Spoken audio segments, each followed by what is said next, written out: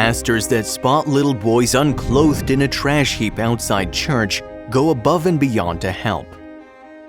Being a spectator to human suffering can be one of the most uncomfortable situations to be in. When you see a situation that breaks your heart, every fiber of your being wants to help, but it isn't always possible or realistic to do so. As one Florida couple found out, sometimes to be truly helpful, you have to make a sacrifice yourself. Pastors Ronnie and Crystal Stewart actively serve the homeless community in Pasco County, Florida by conducting charitable events for 2 nights every week. But one night they witnessed something tragic, and it would truly test the very limits of their charity.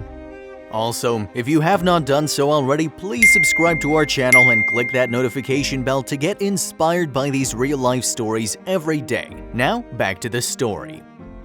Pastors Ronnie and Crystal Stewart knew their Pasco County, Florida community was hurting. The homeless population only seemed to grow and grow, so the married couple did whatever they could to make an impact. The Stewarts created Refuge Church, which partnered with Metropolitan Ministries to serve free hot meals to the homeless every Tuesday and Saturday. They fed 500 people per week. In November 2015, however, the couple witnessed a truly heartbreaking scene. Ronnie and Crystal had been working when they saw a toddler watching them through glass doors. The little boy stood beside his brother and their parents, who Crystal knew to be drug addicts. The family had been sitting on a trash heap all day. The parents had been attending the feeding program for a few weeks, Crystal later wrote. It was evident at the time that the children were in need, and I knew we were placed in this community to meet needs. She wasn't exactly sure how she could help, but she felt that she needed to somehow. Unfortunately, storm clouds were rolling in that evening. We began imagining the night these boys were about to have as we were getting ready to go home to a warm, dry house, Crystal wrote. She couldn't stomach the thought, so she proposed a radical idea. Since the parents are high and refuse to go to a shelter, she said to Ronnie, should we just ask them if they want us to take the babies home for a warm bath and bed for the night? It was crazy. What parent would let their children stay with complete strangers?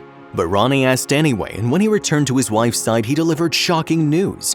They said yes. Crystal was stunned. My heart stopped as I heard my husband's words. Permission granted, Crystal, a practiced mother of 3, noticed the brothers had no clothes and both were wearing very soiled diapers, she said. The toddler, who did have a pair of shoes on, didn't have any socks on with them, and when we took his shoes off, the little skin on the top of his feet actually came off. She grabbed an old polo shirt for the youngest and loaded the boys into the car. Was she doing the right thing? She had an answer quickly. Within 5 minutes of driving down the road, she wrote, the rain began to fall and I couldn't help but stare in my rearview mirror, amazed and overwhelmed that God provided a refuge for these boys. Ronnie and Crystal brought the boys, whose names she kept private, home, where the couple's 3 kids, 15-year-old Ronnie Jr., 13-year-old Riley, and 8-year-old Salem, were waiting. The couple went right to work, giving the boys everything they needed. First was obvious. Crystal drew a bath and gave the boys a good wash. She fed the boys too. They were covered in bug bites, head to toe. They were so filthy that we actually had to bath and drain and bath again 2 different times. Meanwhile, Ronnie was hard at work preparing the bedroom. There, Ronnie set up a playpen and a twin mattress for the boys to sleep on. After their little house guests were clean and fed, Crystal recalled them going right to sleep. The little toddler slept for like 10 hours. When was the last time they'd had such a peaceful night?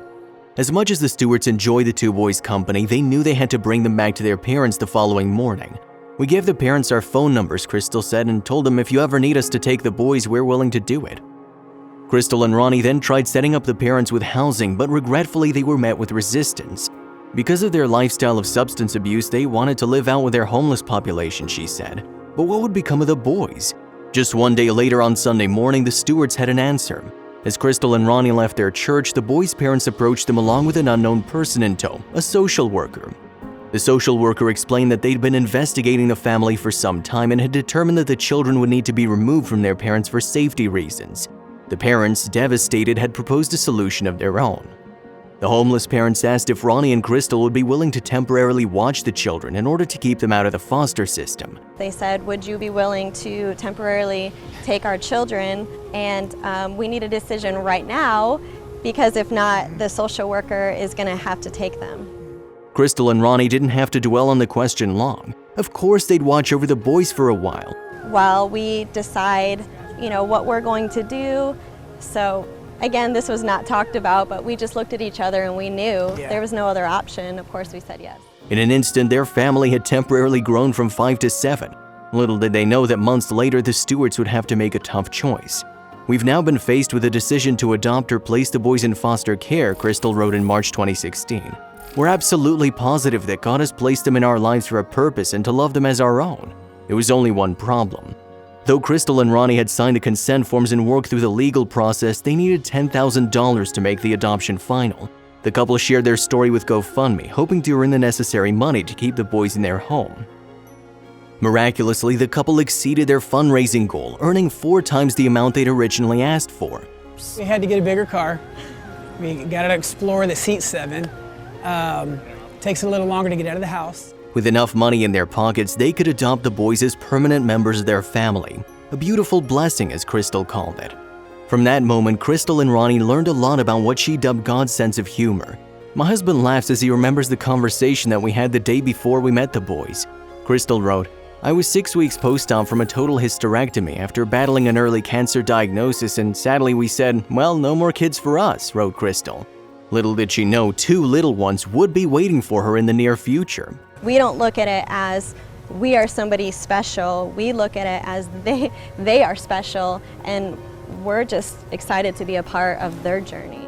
Just take a look at Ronnie and Crystal's amazing feat of human compassion. Because of their love, 2 young boys who were formerly homeless now have a stable, loving home to grow up in. If you liked the video, please give it a thumbs up and consider sharing it with someone who may find it interesting. Thanks for watching, and I'll see you in the next video.